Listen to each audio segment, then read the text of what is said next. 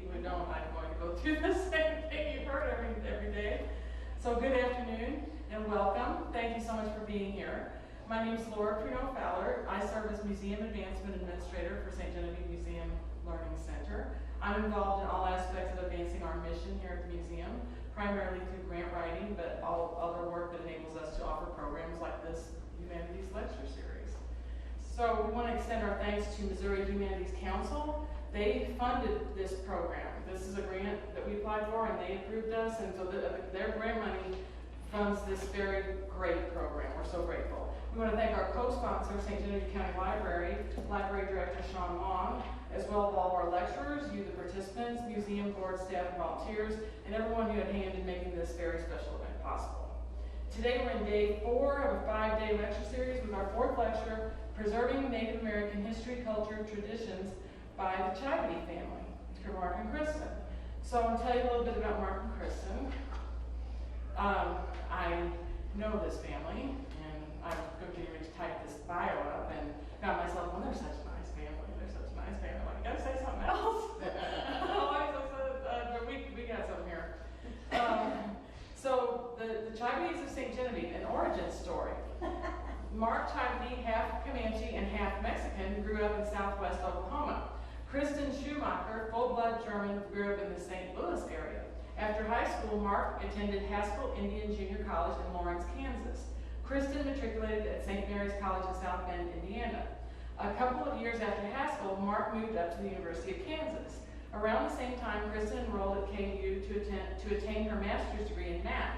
Kristen loved theater and Mark enjoyed it also. They did the general audition and were both cast in the Resistible Rise of, help me with this? Arturo Ui. Sorry. Thank you. By Bertolt Brecht. They met and grew in love. Upon getting her master's in teaching certification, Kristen took a job in Festus, Missouri at St. Pius X High School. Mark followed her and took a job which required him to live in St. Genevieve. 1 year later, Kristen and Mark were married in St. Genevieve. They had 5 children whom they homeschooled. They are living happily. And I want to also tell you that we have a famous author among us. Kristen has a new book, The Efficient Homeschooling for the Working Mom, a guided memoir. This is on Amazon. I was looking it up. Got all 5-star reviews. I mean, I'm not a mom, and I want to read it. It says she just did a fabulous job in here. It's a good guide with very good pointers and tips and also some humor and anecdotes. And so we just want to encourage you to take a look at that book when you get a chance. It's illustrated by my daughters. Oh, that's awesome. Every chapter has pictures. And there's pictures of us in there too. Oh. So, without further ado, ladies and gentlemen, Mark and Kristen Chibitty.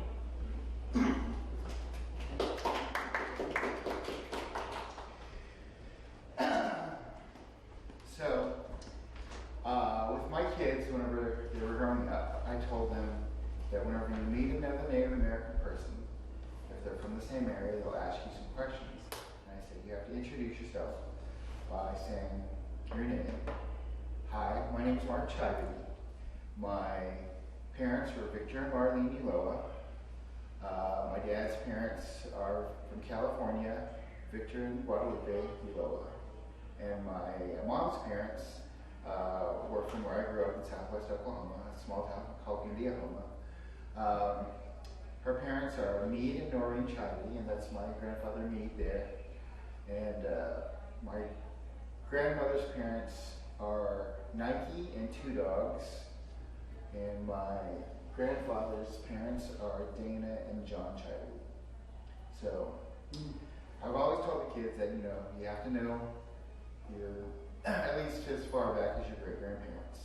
And last 2 weeks ago, 3 weeks ago, we were in Lawrence, Kansas, doing a show with the Rick Averill players.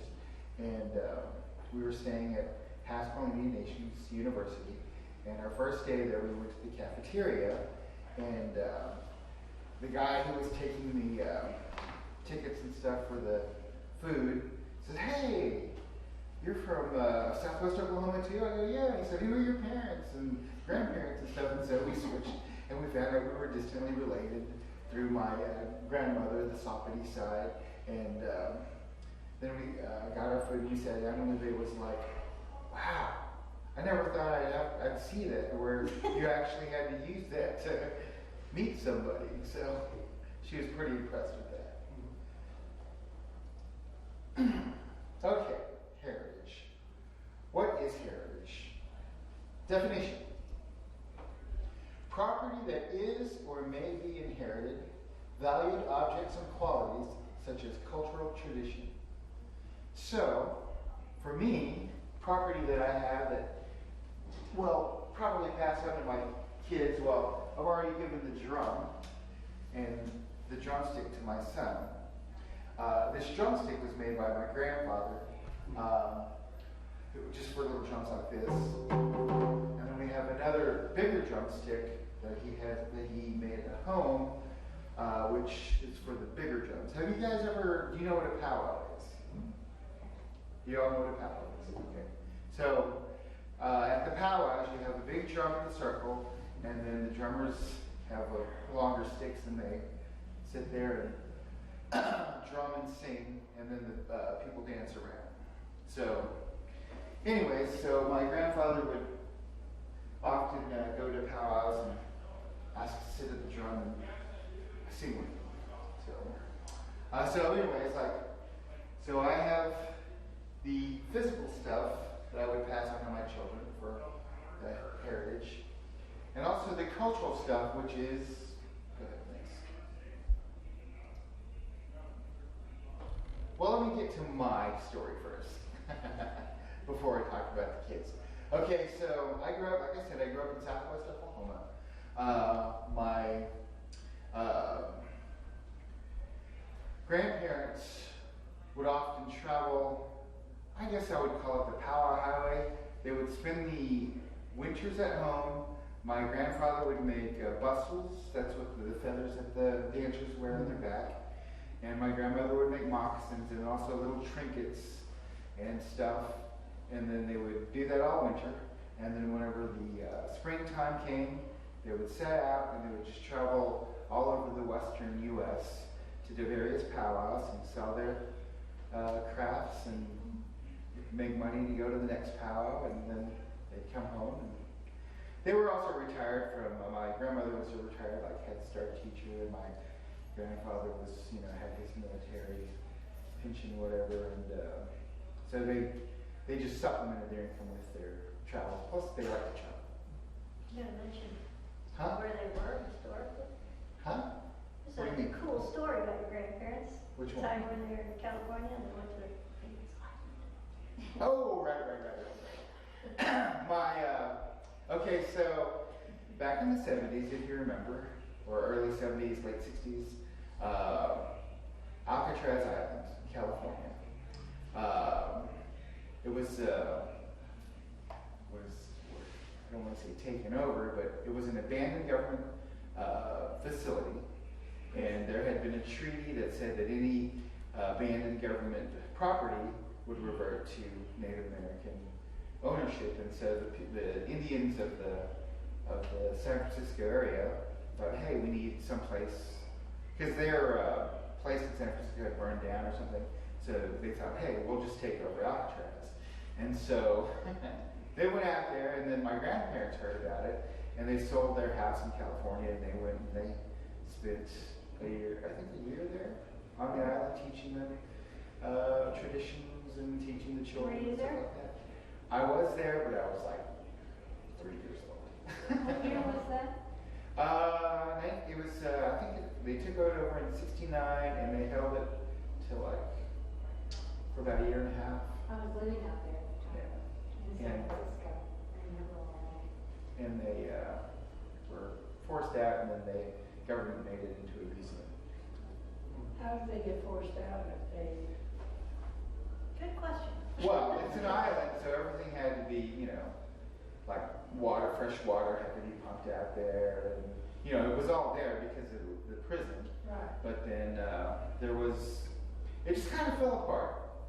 Just the leadership started having squabbles, and then there was a fire, and one of the leader's kids died, and it just kind of fell apart, and then kind of started splintering off, and then it was small enough that the Coast Guard went in there and Took them out.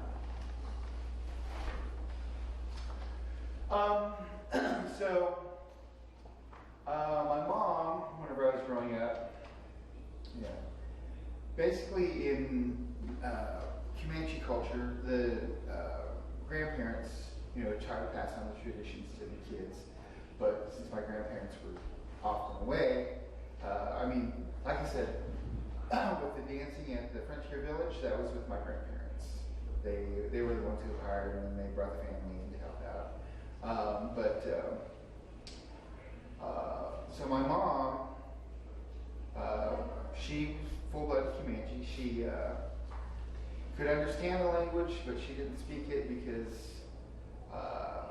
that was never encouraged with my grandparents because they grew up in boarding schools and stuff like that, and they had to be assimilated, and so they wanted their kids, they wanted them to understand, but they didn't really teach them. So my mom knew she could understand it and she could speak it a little bit, but she never passed it on to us, her kids. But after I left and she started having grandkids, then she started trying to reacquire the language and teaching her grandkids. So.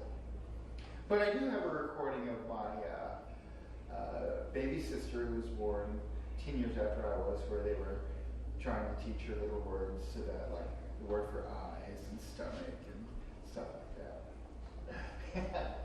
Whenever I was in school, so we did have words that we used commonly around the house, like, be soon and gahu and stuff like that. And a gahu is just a mouse.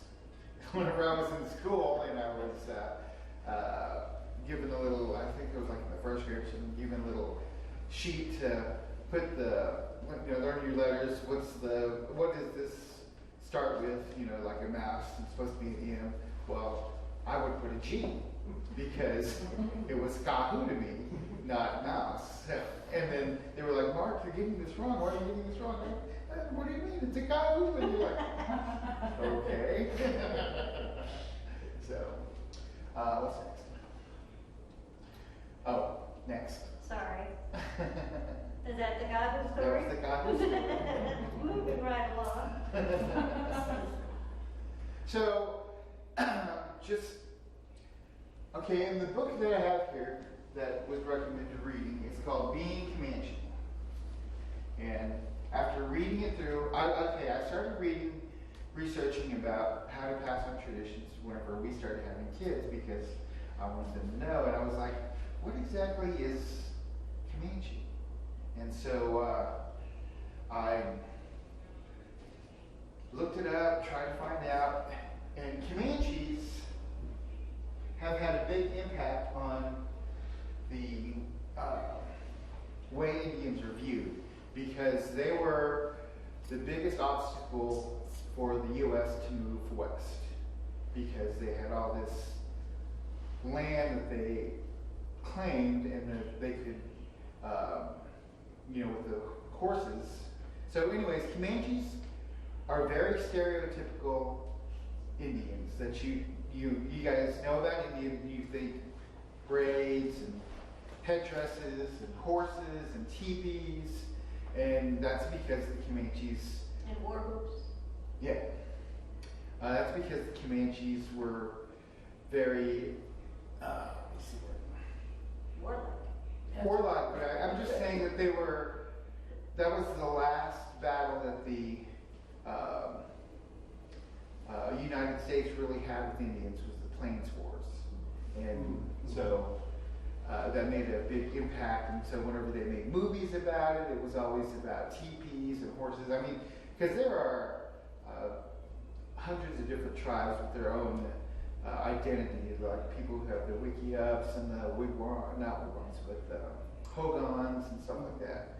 But whenever people think of Indians, what do they think of? They think of us. So, anyways, I was like, so I wanted to read that book about being Comanche, just to see, and basically all it says is, to be Comanche, you have to grow up Comanche. And I'm like, how does that help? So that's why I've been teaching my kids, about their grandparents and stuff like that, so that they know their family. And we would go down to Oklahoma and visit with my family so they could get to know them down there. But like I said, with me, I didn't really, other than my grandparents and I never really felt native, because I was immersed in the overarching culture. I love Star Trek and comic books and all that kind of stuff. So whenever I went to Haskell Indian, well, it's called Haskell Indian Nations University now. It was Haskell Indian Junior College whenever I went. It was very eye-opening because it was the first time I was actually around a lot of different Native Americans and learning about how they lived in Res language.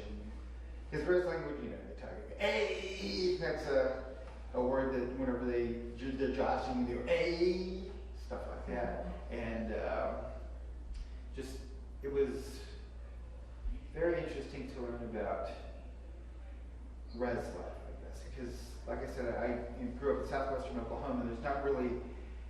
There are concentrations of Indians there, but they're also mixed in with white people, so it's just kind of like... Do you want to mention how the Comanches had a reservation, but what happened? Well, okay, so yeah, the Comanches had a reservation, of course, but then the Army, well, it was called the Allotment Act, where they took took away the reservation and they gave the Native Americans each 180 acres. Each of the, I think it was the adult members, so like my great-grandmother, my grandmother's mother, whenever she died, she still had most of her land allotment left, which was around Post Oak Creek. We lived up the road from her. She gave us an acre and a half to have our house built out there. And so anyways, the government came and they did the Allotment Act, and then the rest of the land that formed the reservation was given to the Fort Sill Army Base. Oh. Yeah. It's kind of sad because it's right on their holy land, right? Yeah.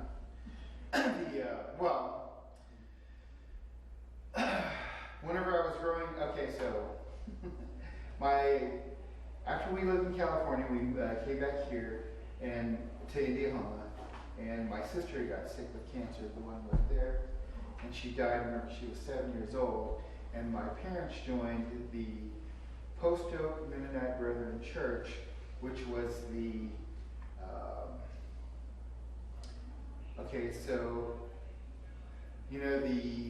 they wanted to acculturate the Indians to white civilization, and so they decided to do that with religion. They had the Quakers come in first, but they didn't have any converts, and so then they had the Mennonite Church come in, and for some reason they made better friends with the Indians than the Quakers did, and so they established a mission church.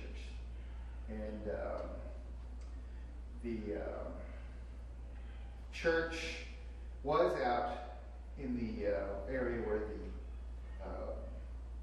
reservation was, and so whenever they took the land away, they moved that church to Indiahoma, and they had all the graves and stuff moved there too. By the way, because Mark is half Mexican, he was baptized Catholic. So that's how we got married. So where was I going? You were talking about meeting all the res people. Right. So next. Good. Okay, so while I was at Haskell, it was, like I said, it was eye-opening, and I enjoyed theater. And there was the Thunderbird Theater was there, and they were having auditions, so I thought, hey, I'll go try it out. And so I went down there, and it was auditions for a troupe called Songs of Life, where they told Native American stories, and they dressed up in Native American clothes, and they had headdresses of animals, because it was animal stories, and they would go out to schools and they would tell these stories. And so I went to this audition not knowing what it was. And I get out there, and I'm watching what they do, and the director wants everyone up there except for one, and the one who wasn't up there would have to play the drums to give a beat. She said, "Hey, can you play the drum while they tell the stories and do the actions?" I'm like, no, I don't have rhythm. She goes, "Everybody's got rhythm." And so she handed me the drum and made me do it, and I started beating on it, and she was like, "Someone else, please." But, so, that was, I eventually did get into the Songs of Life troupe a year later, after, I guess, getting with them and learning how to tell stories. And we told animal stories, and so I still have all those stories. In fact, I'll tell them at the end. So it's just, going to Haskell was a big eye-opening for me because I learned more about my Native American heritage, I feel, than I did when I was growing up at home. So, next. Were there a bunch of different tribes? Oh, yeah. I have friends who are Athabascan from Alaska, went to Maidu from California, Navajo friends. He's one of my best friends. Oh, that's neat. Yeah. Oh, there we go. Christy. I'm just going to very briefly say a couple things about this whole experience that is being married. This man, I inserted a slide here because you heard from the bio that right after Mark had his experience at Haskell, he decided to check out KU. You want to say why? I said a couple of years later. So after I got out of Haskell, I just lived in Lawrence for a while, and then my friend that we did the show with in Kansas a couple of weeks ago, Rick Averill, was looking for a Native American for a production he was doing. He also was in children's theater, and he would go around Kansas and Texas and Nebraska and do shows, and so he needed a Native American actor, and so I auditioned and I got it. And so from 1989 to 1990, I traveled with him and did shows. And then after that, I thought, well, maybe I should go back to school and get a degree in theater. And so I did, and that's, well, I didn't get my degree. I went back to school. I went to KU. And about that time, in 1989, I went to KU, and all throughout growing up, starting in high school, I started doing plays, and I got bitten very hard by the theater bug, and I auditioned in college as well as high school, and when I did my last play in college, after it was over, I cried and cried and cried because I was going to go to graduate school in math. Serious. Can't do plays anymore. It's too much fun. So I went to KU and I was miserable. I don't know if you've ever tried it, but math is kind of hard. And I wanted to quit so bad, and I called my dad screaming. I said, "I want to come home. I hate it here." And he said, "Well, you got to stay there. You got to pay for that car." I was like, "Okay." And I had a guest director when I was at college, and he told me, "Look, I run a playwrights retreat. The invitation is open. If you ever want to come out and be at my playwrights retreat in Virginia, outside Washington, D.C., you call me." And so right after I got off the phone with my dad, I called this guy, and I was like, "Oh, can I still come?" He's like, "Sure." So I spent the summer up there, and I was like, that's it. This is where I'm happy. It's my happy place. When I go back to KU, sure, I'll study the math, get stupid math out of the way, but I'm going to audition. And when I walked into the audition, that guy was the timekeeper. And I walked up to him and said, "Hey, if I go over a little bit, will you give me a couple more seconds?" He said, "Sure." But we ended up getting cast in the same play as we heard, and we became really good friends. We didn't date for a long time, though. That's a whole other story that I'm not going to get into. It's not fun. Anyway, notice in the I'm introduction. laughing because I heard part of it. Yeah, in the introduction, she said they grew in love. Yeah. Okay.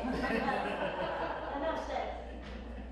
So we met in the theater, and you could not pair two more different people.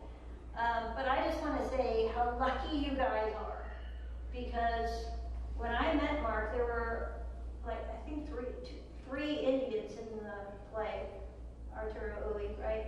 Yeah. You and Leslie and Jennifer. And you know, I'm from St. Louis. I was like, oh, you know,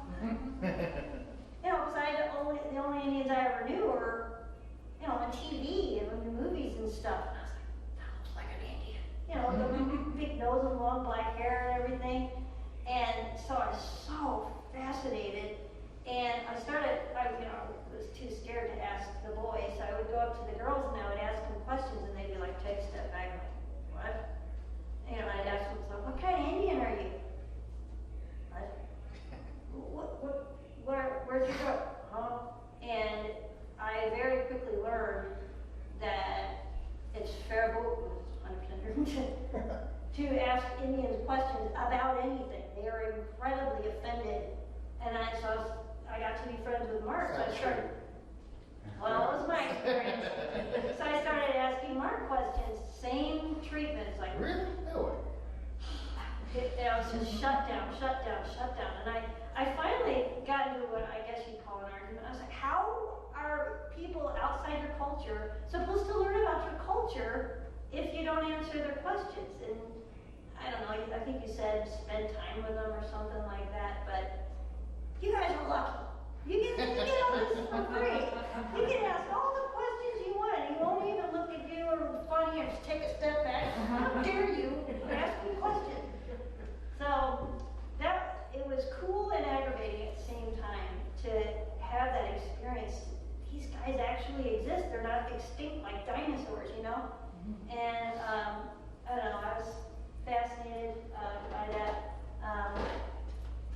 But I just wanted to mention that I'm very grateful that Mark agreed to do this, and don't take the opportunity for granted. It's really cool. And if you happen to meet a Native American, don't ask me. And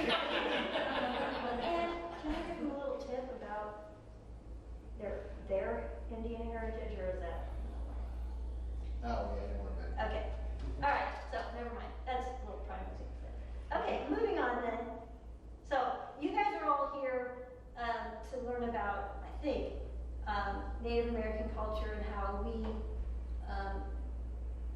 try to maintain that heritage here in St. Genevieve, right? Yeah. Okay, so that's what we're going to get to now. Most of that other stuff is preliminary. Okay, so back to Mark. Okay. You see the names. Those are our kids. Nama's full name is Namawashita, which is actually a name is Comanche for the number 8.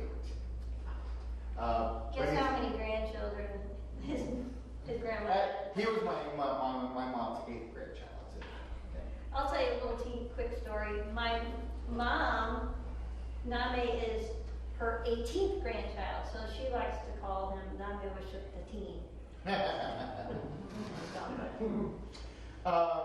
And then, of course, Ignatius, Wait, Lucian. are you going to go back Yeah. to it? Yeah, okay. Bernice, which we call Money, and Guadalupe, which we call Lupe, and Ignatius, we call Ignatius. So anyways, whenever Name was born, my grandparents, they came up, right? Or did we meet them somewhere? Yes, they came up to the That was the powwow at Cahokia. Yeah. And we met them up there, and my grandfather took Name in his arms and gave him the name Tatako, which means Big toe. And that's a silly name, but I would just like to say, it's my understanding that that was his Indian Yes. name. So I feel incredibly honored Yeah. that this, the highly revered Comanche gave my child his name. And then Ignatius, did we go down to Oklahoma at that time? Yeah, we were in their house. And they took Ignatius arm and gave him the name Dr. Darson, which means real little. Which is really funny because He's a big guy. yeah, he's the biggest of the kids. And then Lucian was the last one to be held by my grandparents, and they gave him the name Beadoya, which means big mountain, which is in our area, the Wichita Mountains are there, and the biggest mountain there is Mount Scott. In fact, Mount Scott, they built a road that goes all the way up to the top, and they have a parking space up there where you can get out and look all around. But that's very Lucian, sacred, right? huh? Mount Scott's very sacred. Yeah. So that's cool that he's named after that. Beadoya, big mountain. And then with Bunny and Lupe, I had to come up with names for them because, well, my grandparents. He says that Mark likes to say that I kind of named Bernice.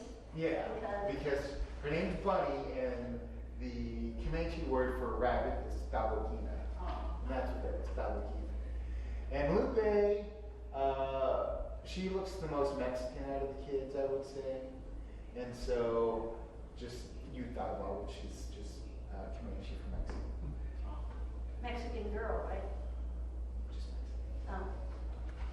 I would like to say a little off topic here, but all of these guys are named after people, so I would just like to, in case you ever wondered, just to give a little nod to those. So you've heard Name's story, but his middle name is Samuel, and that was a good friend of Mark's in childhood. And then Ignatius is named for my dad, one of my big heroes. My dad's name's Ignatius.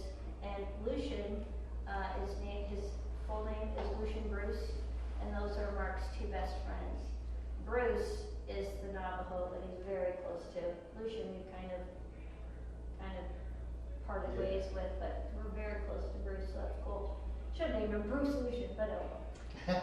And then Bernice is named after my mom, so I got my mom and my dad in there. And then Guadalupe, you might have heard Mark mention his grandma was Guadalupe.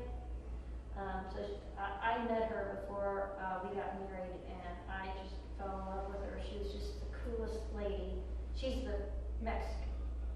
And it's kind of sad because when I was pregnant with Lupe,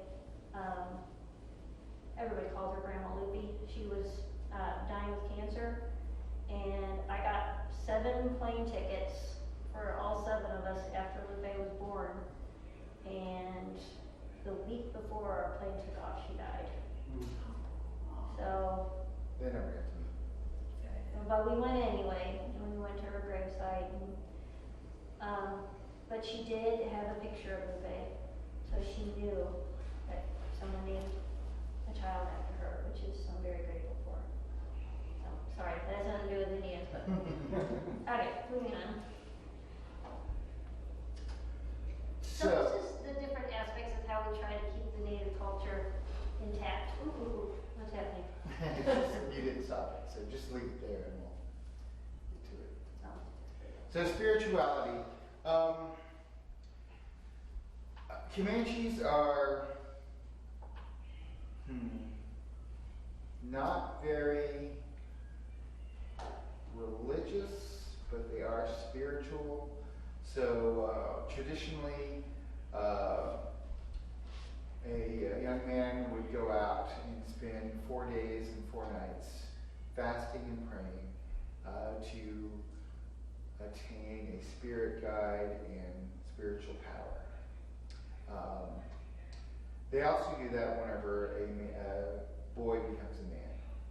So with my boys, whenever they turned 15, I took them out to various wilderness areas, and we didn't go the full 4 days because life, you have to be back at work and stuff like that. So we would do 1 or 2 days of them fasting and praying. And then Name, I think, got the most out of it. He said that he had encounter with the butterfly, and he kind of took the butterfly as his Nacious and I. Nacious hates the outdoors. But he went And we were in someplace in South Missouri called, Around No. the Bizarre. South Missouri called the Roger Pryor Primitive Backcountry or something like that. So we were out. There wasn't anybody around. Me and Nami went to Garden of the Gods in Illinois. And then Lucian, we had to postpone his because I think that blizzard blew up. Because I usually try to do it around the birthdays, and he was born in February. So we had to postpone until April. And when did he turn 15? In 2015. So we went down to Oklahoma and we went to the Wichita Wildlife Refuge, and we did it there. And has he ever talked about it? I don't remember talking about it, but it was interesting because there were lots of wildlife that we could show. There was turkeys and woodpeckers and deer. So, but I don't think he ever really said what he experienced. With the girls, though, I'm a guy, so I don't really know what the Comanche spirituality, how to pass that on. But they embraced the powwow. They would dress up for powwows and stuff like that, and they would help me with stories and stuff like that. So that's how we kind of, with the stories, that's how I kind of pass that on to the girls and the boys. But the girls really embraced going through the stories with me. Next. You want to talk about sage and tobacco? Okay, so, have you a lot of times whenever you go to a Native American ceremony, you have to cleanse yourself. And so there are 3 cleansing herbs that Native Americans use. They use cedar, sage, sweetgrass, and then tobacco is also used, but it's mainly used for prayers. So sometimes Mark would do that. Like whenever I would take stuff. the kids, well, like whenever I take the boys, I went around and circled them with first I smudged them off. It's called smudging. Smudged them off with the smoke from the herbs, and then I did a little prayer around there where they were going to be fasting. Food. Okay, so a lot of Native Americans have embraced the fry bread, and so they say that's traditional food, but it's not really. Whenever I was growing up, it was called Navajo fry bread because Navajos were bakers. But my tribe, we weren't bakers, but we adopted it. And it's slightly these days it's just called Indian fry bread. So, but they say that's traditional, but it's not really. But that's what we have when we have special meals. We have fry bread. And corn soup is something that a lot of Native Americans have adopted. But for Comanches, our main form of food was the buffalo. So we were just basically meat eaters. And to get our greens, we would get the stomach from the buffaloes that had the digested food, the grass and stuff, because you can't eat grass, but you can eat the digested grass. And so we would yummy, yummy, yummy, but it kept you healthy. And we fed this to our children? Yes. What? Not us.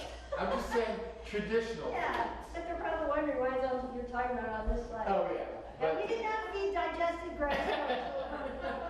And so yeah, the buffalo and let's see what else. I guess that's all I can think of right now. I would like to mention that your mom and aunt came to the Jour de Fête and sold a lot of Indian tacos. No, they did. Tacos in fried bread. What? No, they did. What do you mean? They did come in. They sold. They sold did, out. But they. Okay. I thought they did. I don't remember. I don't remember. I remember that's what Indian tacos are, so nobody was buying. Oh, I have a different memory. Oh, there you go. There, I got them wrong. Anyway, they were a Jurafet. As far as music, my kids have always complained about my music. I sometimes play Native American. Okay, so I don't really enjoy powwow music because the drums and the chants and stuff like that. But I do enjoy it whenever it's mixed with modern, like guitars and stuff like that. So, like this is a guitar.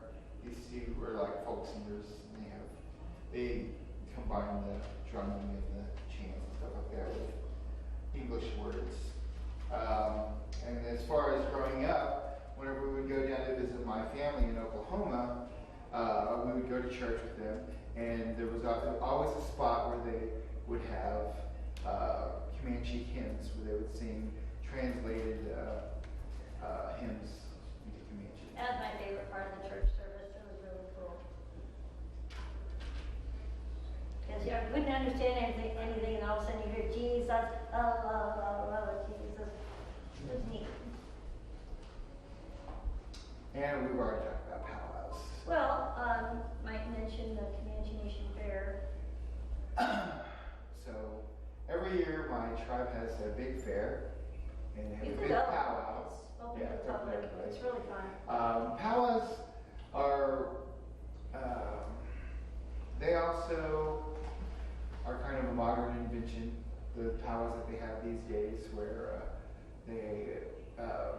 everybody gathers, and in the old days it was basically just a meeting between families that hadn't seen each other in a long time. They'd get together, and then if there were strangers there, then you would meet them, and then maybe you'd get a love connection or whatever. But so powwows are just a big social gathering. If you do go to, go ahead. Where's that powwow held? Comanche Nation Fairs in Lawton, Oklahoma. And they've got rides, they've got a big powwow, of course, you can camp there, and they've got a rodeo. Yeah, it's a huge affair. There's a museum there. It's usually the last weekend of September. But let me just warn you, being as a non-native person, you might find a friendly person for you, because there's protocol about powwows. Like one time we were camping out, and I just walked across the powwow field before it started. You remember that? Yeah. Yeah. Mark called, "What? Why? What's wrong?" You could have told me. Useful knowledge two minutes ago. Yeah, and another thing, he's like, always walk behind me. Remember that? Don't walk in front of me. Walk behind me. So, yeah. And I think you already mentioned this, going down to Oklahoma. Yeah. Do you want to say anything else about it? Not that I can think of. As an outsider going down there, it's fascinating because it's very different from my family. My family is very loud and argumentative and will debate anything, and it's hard to get a word in edgewise, and a bunch of Germans, and watching a lot of sports and everything. When you go to Oklahoma and their family, it's a whole different experience, and everybody comes over. It's just this little house, and there's like 50 people there, and there's always food on the table, and there's like 50 jillion children, and you want to talk about the generations, how those work? That's kind of fascinating. So I'll mention it. So you know how we have your cousins, and then there's like first cousins once removed, and second cousins. They don't have that in the Comanche tradition. Mark's cousins are my children's aunts and uncles. It's not great. It's not. It's all generational. It's like whenever I was growing up, my grandfather had 3 brothers: Woodgie, Watchataker, Charles Chibitty, and and Steve Chibitty, and I just called them all grandpa. That generation, they're all grandparents. Like his aunt, his mom's sister, my kids call her Grandma Dana. It's not Great Aunt Dana. That everyone in that generation is grandma. Then it's great, and then if it's great, there's no such thing in the Comanche. Those great generation, they are the brothers and sisters of the great grandchildren. So you'll have a 90-year-old with a little 2-year-old, and this is my sister. So they start over. It's really cool. I don't know why they do it that way, but I think that's neat. And since you mentioned it, I'd just like to say, your grandpa's brothers are pretty cool. Like Grandpa Widgie, he was a Rain Man, for lack of a better word. Yeah, my grandpa, which he was a rainmaker, so he could go somewhere and We bring need rain. it here now. Well, the people in towns would actually hire him, Oh, really? and Yeah. that's how he made money. Wow. But that was only part of it. He was also a artist. I wasn't going to bring a painting of his, but thought it would be too big to fit on the table. And he was a dancer, and yeah. And then his famous brother, so Mead's brothers are Widgie, and then there's also Charles. Charles Chibitty was Comanche code talker. The last surviving code talker from World War II. Comanche. He had a huge funeral. I mean, we're talking like 1,000 people were there. And my grandpa Steve was a preacher. So, pretty famous family, the Chibittys. If you Google Chibitty, you'll immediately start to see Charles Chibitty. Whereas my grandpa Woodgie, he had a different father, so his last name's Watchitaker, not Chibitty. It's what? Watchitaker? What? So you kind of already mentioned this too, but you said that when you were growing up, you learned little words here and there, and you've kind of done that with our children. So they have like mooseep, you didn't mention that one. Wipe your nose, you got mooseep. So is that what, Mama? What about it? I mean, What you just said, what you said? No, I said mooseep. Mooseep. Watchitaker. What you take? Watchitaker's no. That's different. Yes. Yeah. So we try to teach them little things here and there. Also about the music, there's that one Christmas carol that we like to sing. Okay. Oh, as far as clothing, whenever you go to powwows, you'll see a lot of the different, a lot of women wear the red and the blue dress. I mean, they can also wear buckskin and whatever, but for Comanches, the red and blue is pretty traditional. And over here, a lot of Native Americans will wear ribbon shirts, but in the summer it's usually a breastplate. This is the loincloth and the leggings. That's Mark's personal outfit right And there. then these were moccasins made by my grandmother for my grandfather. I don't wear these anymore much because, yeah, I need to get them bronze, not bronze, but put up in something with it. That's me. And that dress is from Mark's mom. His mom gave the girls quite a few of her outfits, so that's neat. My mom used to have a buckskin dress that she would, whenever she was younger, she would display whenever we were out doing stuff. But she loaned it to her niece, and it got wet, and they didn't pull it out. And it Oh, got gosh. moldy. So. You said it was mostly red and blue. Do the colors have a meaning? It's the flag. Yes, they do, but I'm not too sure what they are. Like what I'm wearing here is traditional Comanche colors. Okay, it just is traditional, that's the colors, okay. Thank Kind of you. like red, white, and blue for us. Okay. A little story, when I got married to Mark, I asked him to wear his Indian outfit. He said, okay, then you gotta wear buckskin. Never mind. That was for the wedding, right? Yeah. I don't have any buckskin, so. But didn't you wear it for our 20th anniversary? Yes. Yeah, our 25th anniversary, he wore it when we renewed our vows, so thank you, Mark. All right, so said before with the kids and the stories that I learned, whenever I was with Song of Life, I learned a lot of animal stories, and then whenever I did the Lewis and Clark thing, was it 2002? Do you remember when that was? I think so. 100th anniversary. Yeah. They asked me to do stories downtown. I learned stories from the various tribes that Lewis and Clark encountered, and I told those stories downtown. And then, so the kids have always heard the stories, and they have their favorites. I really can't think of anything else to say about Do stories. you want to tell the story now? No, I'll tell the story after we do the. Okay. So, moving on then? Yep. Okay. I'm going to give a little intro about this. So in 2018, they asked us to do a presentation at the Amarillo House, or what's the one down here? Felix Valley. I don't know. The one by the post office. Oh, Across the street from the post office. What's that? that, yeah, that's what I've done. Yeah. And so we did, and this is what we put on. All the kids, the whole family's in it.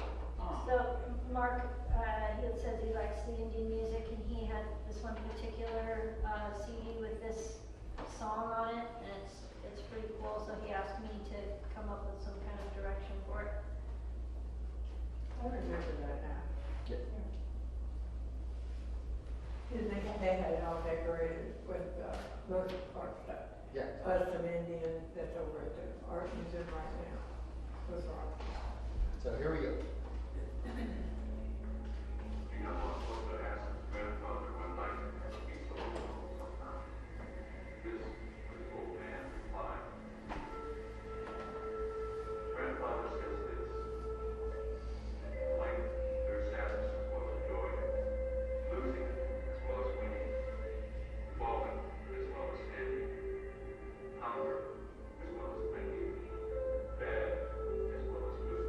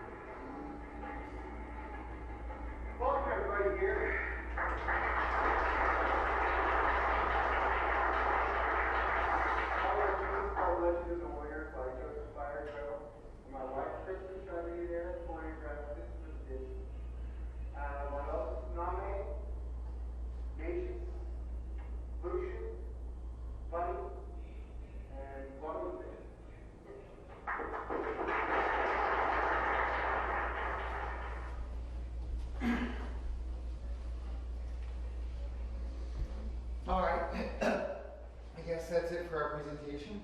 Did you want to hear me tell a story? Sure. Oh.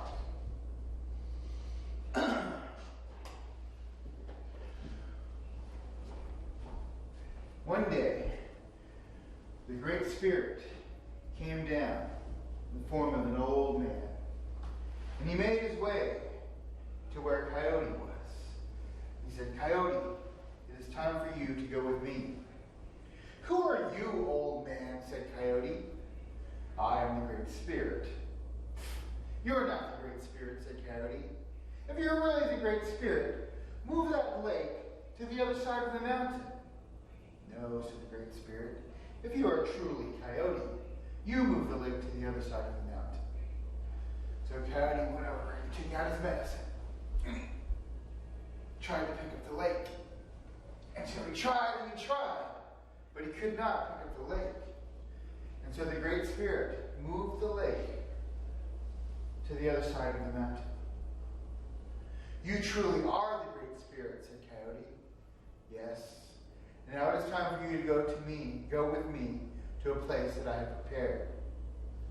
So the Great Spirit and Coyote went away, not to be seen again. But as they were leaving, the Great Spirit was heard to say, "Coyote and myself will be going away for a while. But when the earth is a very old woman, it will be time for a change. First, Coyote will come along, and then I will follow. And all of the spirits of those who have gone on will follow. We will all gather, and we will live in one camp. There will be no other side camps, and we will all live in peace." And so, my friends, we are still waiting for Coyote to come along.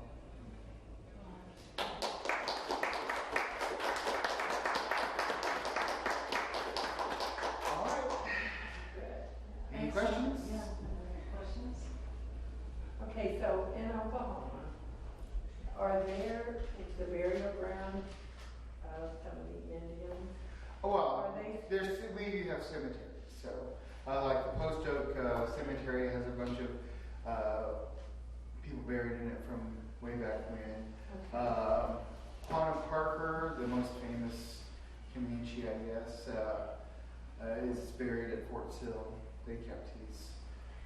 But the ones that were the grounds of the Great Spirit? Okay, so the Native American, the Comanche tradition of burial was they would wrap the body up and then just take it to the mountains. And, Take it to the mountain. yeah, and it would decompose there. Okay, because when a friend lived out there, they said that there was houses built on prior burial grounds, and they were haunted.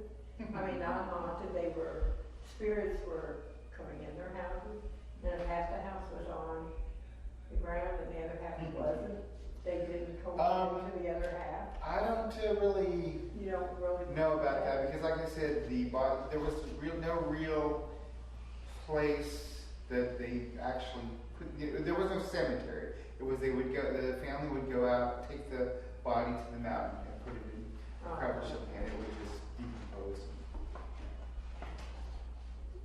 Where is the traditional Comanche homeland? Is it? It's in southwestern Oklahoma and northern Texas. Okay. So you weren't part of the migration from like the. No, Comanches were. Okay, so actually Comanches came from the west, and it was not forced removal or anything. They were originally part of the Shoshone tribe, and legend has it that there was a big band of the Shoshone going somewhere, and then there was an incident. Some people say it was an incident between two important members of the tribe or something like that, but they split up, and so the Shoshone stayed in the mountain regions of where is it? Wyoming, Montana, that area, and the Comanches continued to the plains. Why don't you tell them the actual name for Comanches? Numina. Numina. Numina. Numina. Yeah. And it just means the people. weren't part of the trailers here, so. No. Yeah. So the Comanches then migrated to the plains, they got the horse, and they became powerful. Yeah. That's their motto, Lords of the Plain, right? Right. Southern plains. Yeah. I wanted to ask Kristen or both of you, what influenced you to homeschool your children, or did that have anything to do with, Native American culture? okay, that's good. No, Not no, no. really, no. Right. No, I don't know. You read my book. I guess the short answer is it has really nothing to do with Native American Okay, I culture. didn't know if it did. Yeah. Nami was all signed up to go to kindergarten at Valley, and I made the down payment and everything. And I was during the summertime. I've always taken my kids to church. It's always been an important goal of mine that they retain their faith. And one day after Mass in the summertime, right before Nami was starting kindergarten, there was this group, family group gathered in the back. And I don't have a lot of friends, especially then. I didn't know anybody. And there was all these ladies with kids. And I was like, oh, maybe they'll be friends with me. So I went back and I said, who are you guys? And they said, we are the Catholic homeschooling group of St. Genevieve. And I was like, oh, what?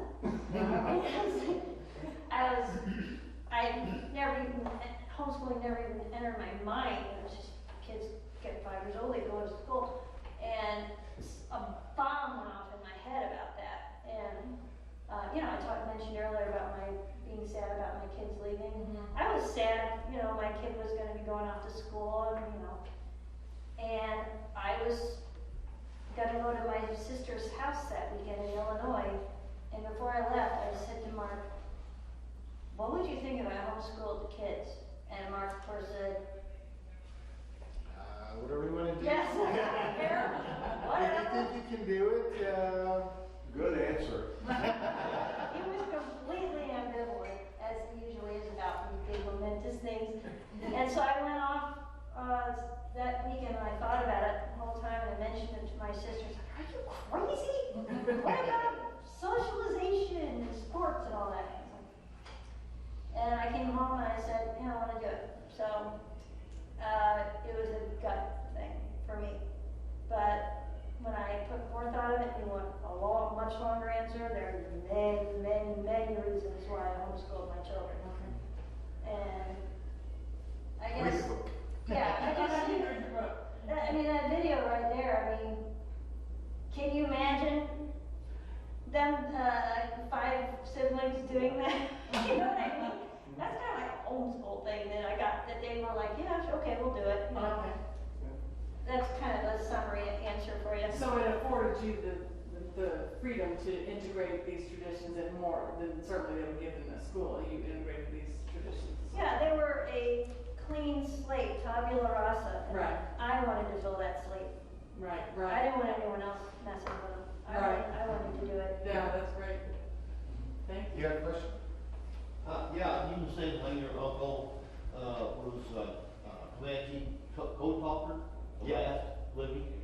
Now, I was under the impression a lot of the code talkers were Navajo, and I'm wondering how the 2 languages work. Well, the Navajo are the most famous code talkers, but there was also a cadre of Comanche code talkers. They didn't mix because they didn't speak the same language. So you had Comanche code talkers, which they mainly served in the European theater, and then the Navajos were in the Pacific, right? Pacific. Yeah. I know they had code talkers in European theater. Yeah. There's a funny story you can tell about your grandpa. I don't know. Oh, okay. But it was, so my, let's see. So they were in Europe, and they happened to be in the same area, and my grandfather knew that his brother was on the other radio, and so he gets on the radio and he says in Comanche, I have figured out your language. I know what you're saying. Oh, it's a joke. Yes. So he thought it was trying to be German.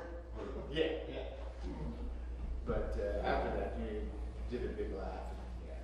There is a monument to the Comanche Code Talkers. If you go to the Comanche Nation Fair, there's a nice monument to all of them. There's what, like 10 or 12 of them? There's not a whole lot of them. Yes. Anything else? So this area was Osage tribe? Yes. A tribe? Yeah, the Osage tribe, yes. They were moved out of Missouri and they were moved to Oklahoma, where they actually became, for a while, one of the richest people in America because they found oil on Osage land in Oklahoma. There's a movie coming out this year called Killers of the Flower Moon, which addresses that. But yeah, the Osage were definitely around here, and they did not look like Comanches because they were very tall and regal, and Comanches are probably squatting. So they were not Comanches. The Osage was a tribe. Different tribe, yes. Okay. So the burial grounds down at the Pittsfield. Probably Osage or. And whenever they bury, what do they do? They put them up on posts? I don't know How the they bury? traditions of the Osage or What the about line. Comanche? Like I said, the Comanches, they would just wrap the bodies up and take them to the mountain and just put them in a cleft or something where they would. Yes. You mentioned something about the old giveaway a while ago, did you? No. What did you? Well, I in several trips to Canada on fishing trips, the Ojibwe tribe was up there. They were a spin-off of the Sioux. But Yeah, they, as far as I can remember, because I have some Sioux friends, there were very many bands of Sioux, Lakota, Dakota, Hunkpapa, can't remember the others, but I think the Ojibwe were part of the Sioux, Yeah. Siouan language and part of that, yeah. Any other questions? a little story about up there.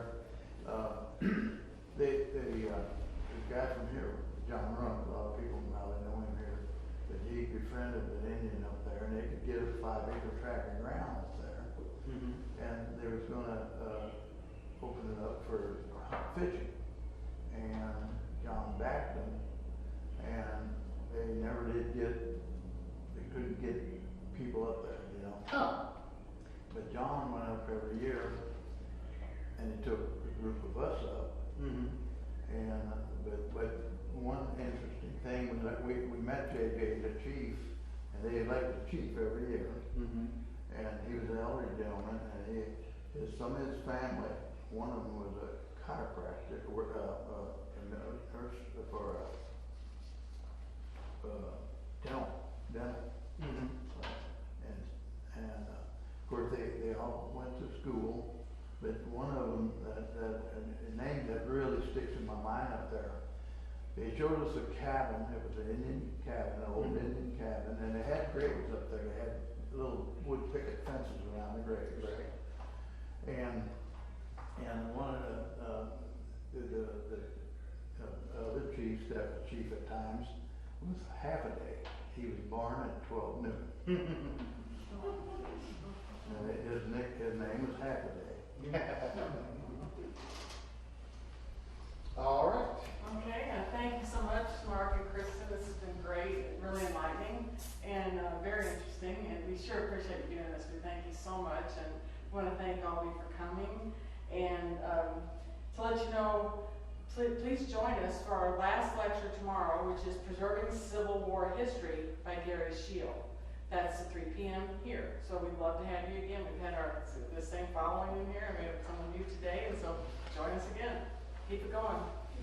Thank you.